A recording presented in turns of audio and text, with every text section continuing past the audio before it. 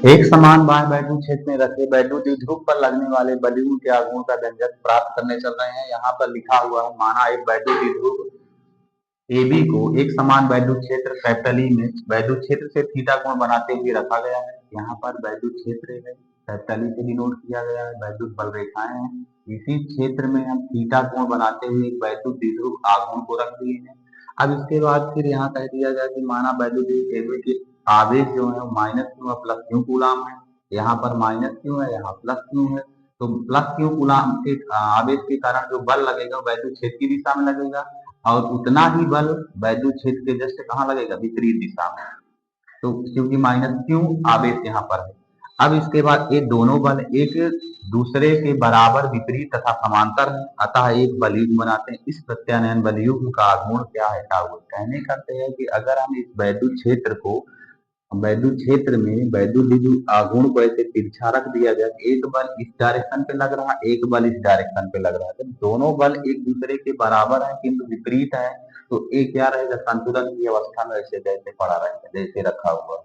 तो ये क्या बना रहे हैं, बलयुग्म आघूर्ण का निर्माण कर रहे हैं। अब यहाँ पे हम क्या करेंगे, त्रिभुज ABC, यहाँ देखिए त्रिभुज ABC में हमें लंबिक दूरी फाइंड पहले करेंगे। त्रिभुज ABC में लंबवत दूरी हमें निकालना है, तो यहाँ से हम ले ले रहे हैं साइन थीटा। तो साइन थीटा बराबर क्या पड़ेगा, लंब बटे कर्ण होता है। लंब क्या है, BC, यानी BC कर्ण क्या है, कर्ण यहाँ पर AB लिख लिए। अब वैल्यू रखो, तो यहाँ पे हम लिख लिए कि साइन थीटा बराबर BC, तो मतलब क्या हो गया, ये लंबिक हमारी दूरी हो गई, D हो गई, दूरी हो गई। AB क्या है हमारा, AB हमारा 2L है, 2L लिख लिए। तो D किसके बराबर होगा, तो 2L इंटू साइन थीटा के बराबर, ये दूरी प्राप्त हो गई।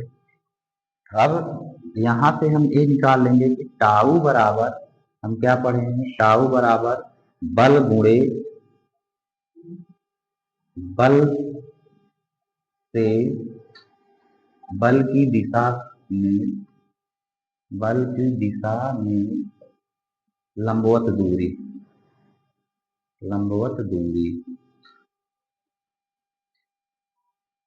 तो बल गुणे बल की दिशा में लंबवत दूरी, इसका फार्मूला हो गया। तो टाउ बराबर यहाँ बल का F लिख दिए, यहाँ दूरी क्या हो गई, D, टाउ बराबर F इंटू डी।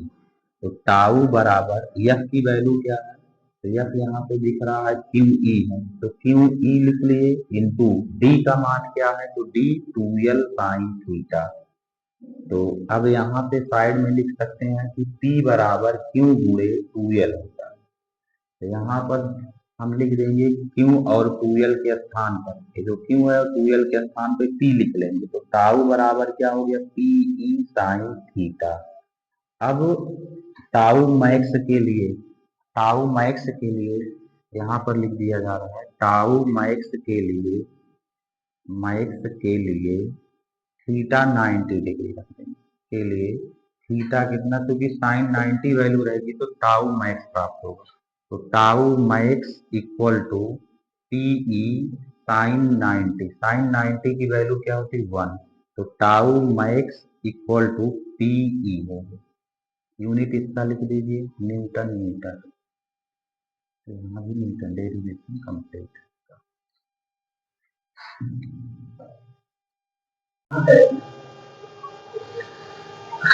गॉस की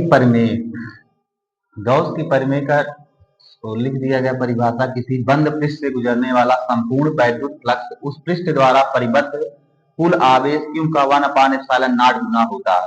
फाई बराबर, इसे फाई से डिनोट किया, फाई बराबर Q/ε0 न्यूटन मीटर स्क्वायर प्रति कूलम इसकी यूनिट होती है। अब इसके फार्मूले का हम डेरिवेशन करेंगे कि ये फार्मूला कैसे प्राप्त हुआ। तब यहाँ पर माना प्लस Q कूलम का आवेश इस बिंदु O से R मीटर की दूरी पर, बिंदु O से R मीटर की दूरी पर एक प्लस Q कूलम का आवेश क्या है, रखा हुआ, इस R मीटर दूरी पर एक बिंदु P है, ये बिंदु P है, और इसका चारों तरफ से एक लघु क्षेत्रफल DA लेंगे। अब चारों ओर एक लघु क्षेत्रफल DA, आवेश Q से R मीटर की दूरी पर वैद्युत क्षेत्र की तीव्रता E बराबर, अगर हम यहाँ पे बिंदु O से प्लस क्यू आवेश के कारण आर मीटर की दूरी पर बिंदु पी पर अगर हम तीव्रता देखेंगे तो तीव्रता ये प्राप्त होगी 1/4πε0 into q by r square newton प्रति कूलम।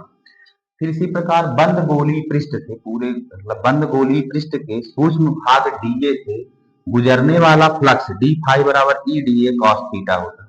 अब यहाँ से थीटा की वैल्यू क्या है 0 डिग्री, तो रख देंगे कि डी फाई जो है डी फाई बराबर E d A cos theta, theta के स्थान पे 0 degree, theta equal to 0 degree रखा जाता है।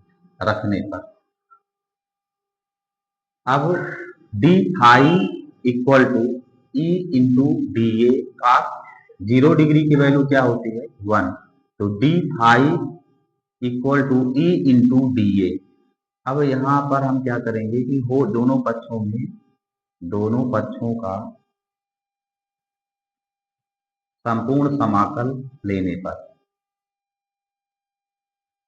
क्योंकि हम लघु गोले का नहीं पूरे संपूर्ण गोले का निकालने चलें, संपूर्ण गोले से फ्लक्स कितना निकलेगा, तो whole integration d phi equal to E into whole integration d A.